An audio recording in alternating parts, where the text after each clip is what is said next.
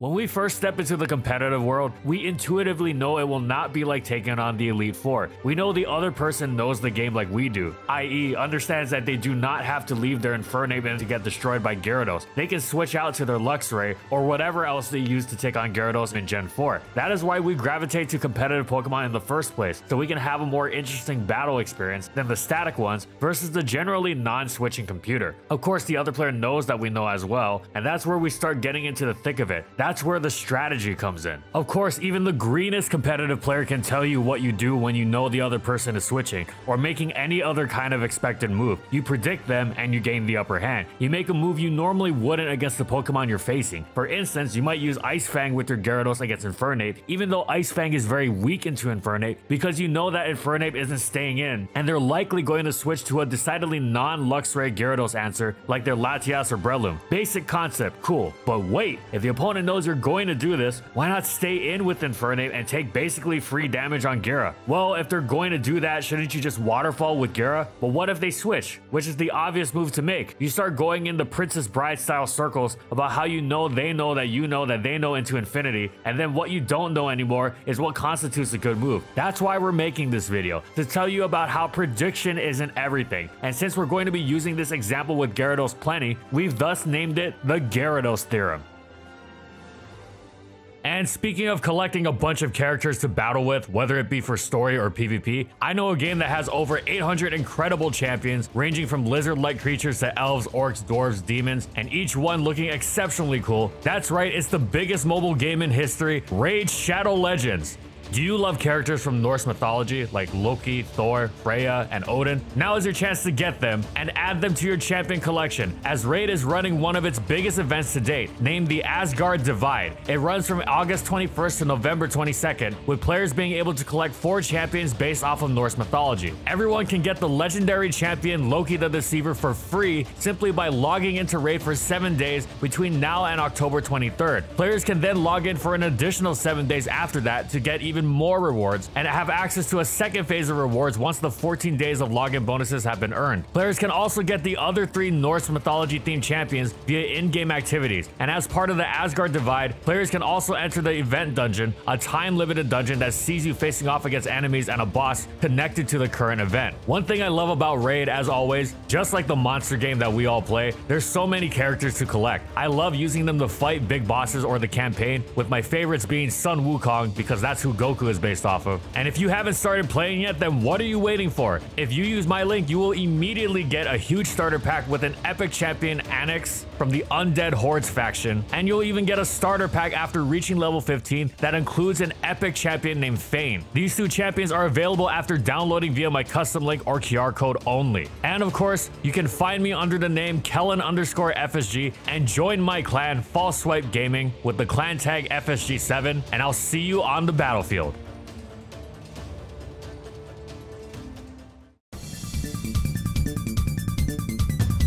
Some might say for this scenario, you should just play it safe, while others should say it's so clear you should make the prediction. Neither of these are satisfactory answers in and of themselves, because they are reducing something complex to something that can always be answered in one simple way. One major thing to remember about Pokemon is that there are many options, and the quickest way to get lost in the sauce is to get hung up between the 2 most obvious choices on any given turn. Here's the issue. Number 1, you lose out on other potential great options that might even be the best. Number 2, you lose sight of the game situation and why you are making these moves in the first place. You are aiming to simply win the turn instead of considering the larger battle at hand. Here's a concept to start with that may seem obvious, but is crucial to keep in mind for the rest of this video. If your opponent had 6 Pokemon remaining that were outsped and KO'd by Euro Iron Valiant's Moonblast, is there any need to predict at all? No, you just click Moonblast 6 times because that wins the game. It is entirely predictable, but does that matter? You could tell your opponent you're planning on using Moonblast 6 times,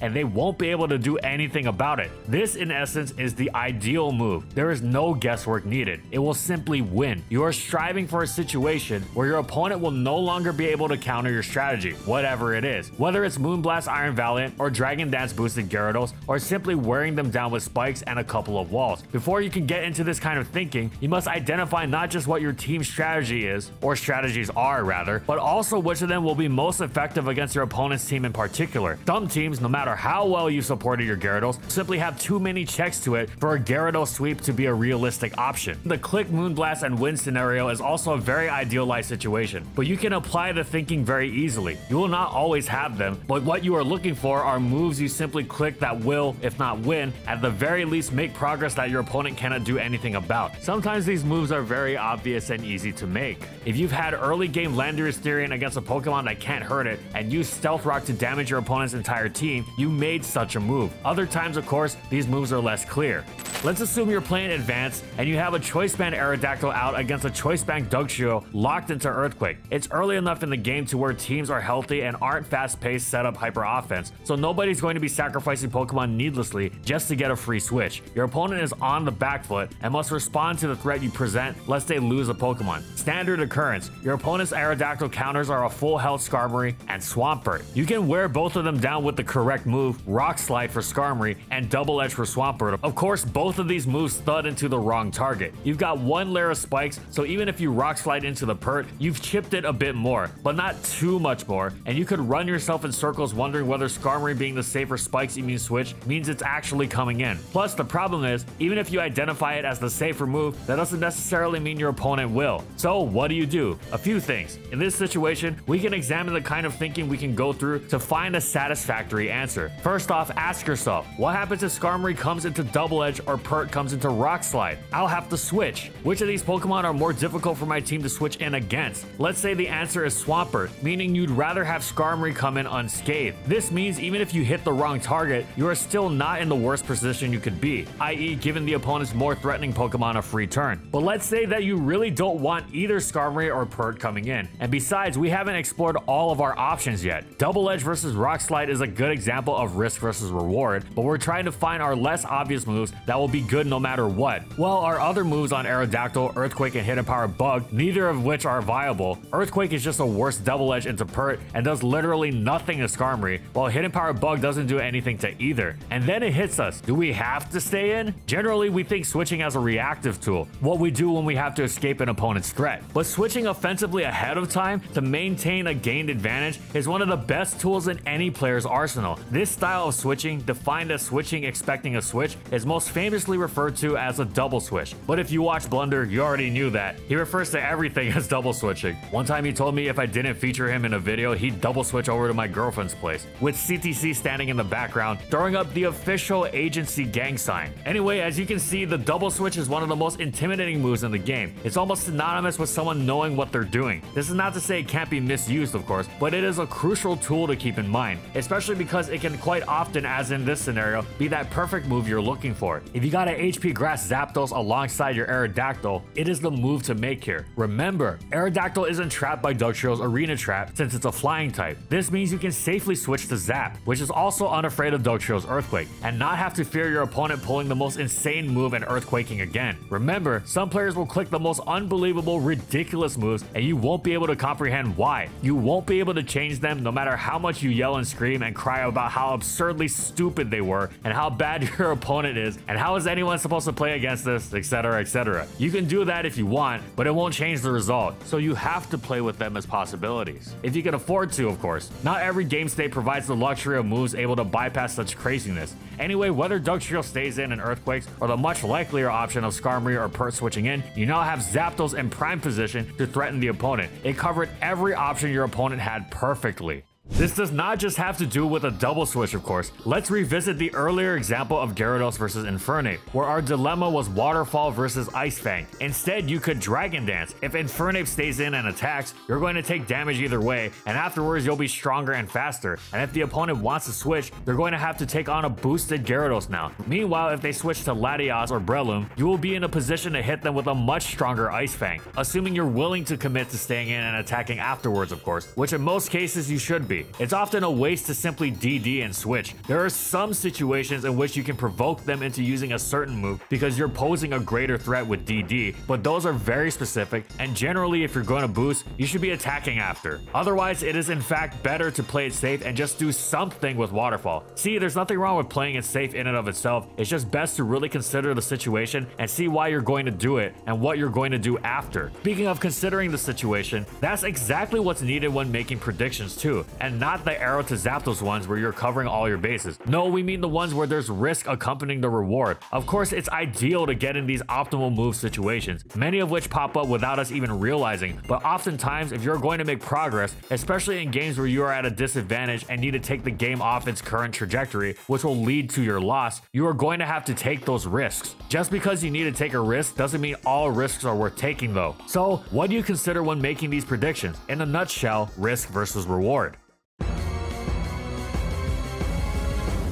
Let's go back to the Gyarados against Infernape example and start weighing up the possibility of Ice Fang again. A boosted Ice Fang might not be enough to take out bulky Breloom or Latias, while the Latias might also be scarfed and outspeed you even after a DD. While you might not need to do this at all costs, this is precisely the kind of advantage that can really help you jump ahead in a game should you be able to grab it. The risks that need to be taken, while still worthwhile, are also easier for the opponent to consider and potentially read. Additionally, what we must consider is the risk you are taking by using Ice Fang against Infernape. Even if Infernape does stay in, most sets Infernape run don't really do damage to Gyarados. Not only that, since Gyarados likes using Dragon Dance, if Infernape stays in and Gyarados dances, it might actually get 2 of them, and then the Infernape user would really be in trouble. Thus, with this in mind, it feels like the perfect time to throw out an Ice Fang. Even if it goes wrong, it's pretty mild, all things considered. And because you have considered what your opponent needs, you have assessed the likelihood of them making the move you are predicting with far greater certainty than just the gut feeling. They need to be careful around your Gyarados, or they will get swept by you playing straightforward and Dragon Dancing. This consideration is what you can take advantage of to gain greater confidence when it is time to predict, when you have such an opportunity. Recognizing such opportunities is key so you are not purely predictable, number one, and so you can catch your opponent in less obvious situations, rather than being forced into those that they can expect you to make a quote-unquote necessary move. There's nothing wrong with making big, amazing predictions. The problem comes when you are messing things up for yourself by doing so unnecessarily, because you are so focused on reading your opponent's soul that you get distracted on what's in front of you, and you start making things way too complicated for yourself. Everyone who has ever had a heat ran out against a Landorus Therian has had the little devil on their shoulder telling them to stay in and stealth rock. Come on, it'll feel so good, you'll look so smart, and you won't have let them get up rocks for free. You know you need those rocks, and then you switch and they get up rocks and you think to yourself, see, you should have gotten those rocks. Deep down though, you know you made the right move. Letting those rocks go up for free is infinitely better than the worst feeling in the world, which is losing your entire whole heat ran to Earthquake. Risking it just to get rocks, not worth it at all. If you're going to take such a risk, it has to be for a very good reason. You've got to be making some serious progress with it. And again, consider whether you can battle back against what will happen if it potentially goes wrong. This is also why risks generally get taken when someone is behind. If the game keeps playing out the way it is, they're going to lose anyway, so it doesn't matter nearly as much if it doesn't work out. They weren't sacrificing a winning position. In fact, in situations like these, this is exactly where you should be taking risks. There are many players who are too afraid to take any sort of risk ever and got punished for it, big time. It's a delicate dance, as the player in the driver's seat knows they're in an advantageous position and doesn't want to risk it, and also knows that if they play it too safe, they'll lose their position.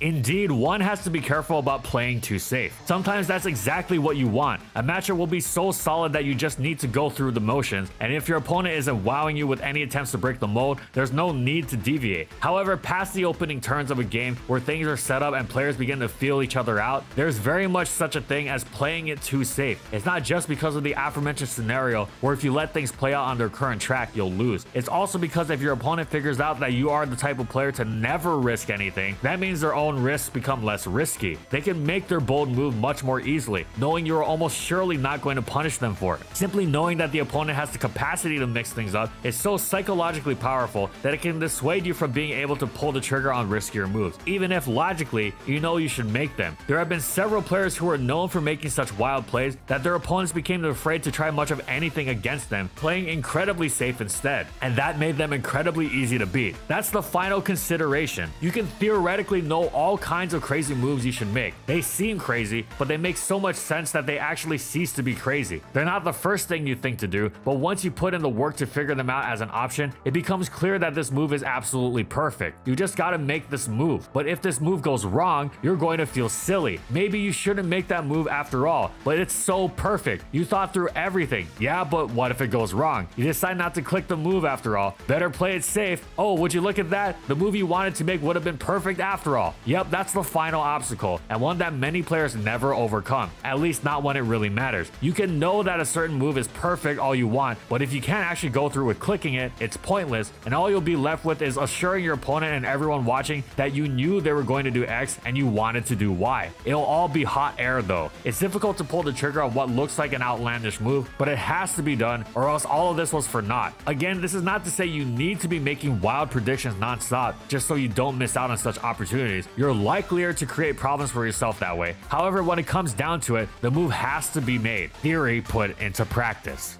Obviously, these concepts are subject to the detail of each unique battle, as well as the playstyles of the two battlers in them, but they generally will stand up to most situations you're going to encounter. Give them a try and see how they work for you, and let us know what you think. The most important thing to remember is don't make moves just because. If you keep Ferrothorn in on Heatran the third time the matchup takes place, just because there's no way they use Magma Storm again, you deserve to lose. Whatever nonsense reason there might be, we've heard them all, from they're gonna mix it up this time, to vague notions of mind games. Let us tell you, the kind of mind games you should be playing are not the ones where you take such a risk. Now, if sacrificing your Ferrothorn to Heatran allows your guard chomp to switch in safely, set up Swords Dance and win the game, then yes, by all means. However, most of the time, that's not going to be the case. Risk versus reward. Thanks for watching, everyone. And as always, if you liked the video and you want to see more, be sure to subscribe to False Swipe Gaming for more weekly Pokemon content. And in the comments, I want to know, what do you think about this video? What do you think about our theorem? We'd love to discuss this prediction stuff with all of you in the comments. Whatever it is, let us know. And thank you so much to our patrons for continued support of our videos, and thank you to everyone else watching as well.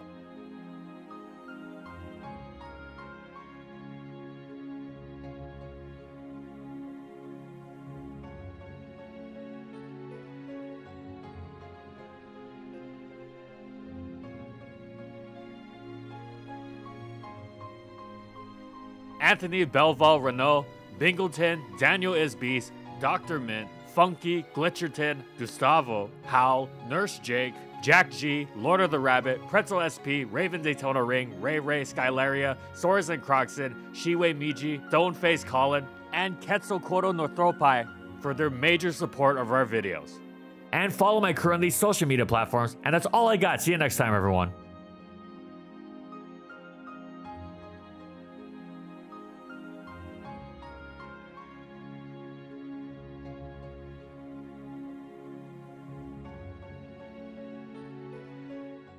And don't forget to use my Raid Shadow Legends link in the description below or scan my QR code to get insane bonuses for new players with 2 epic champions.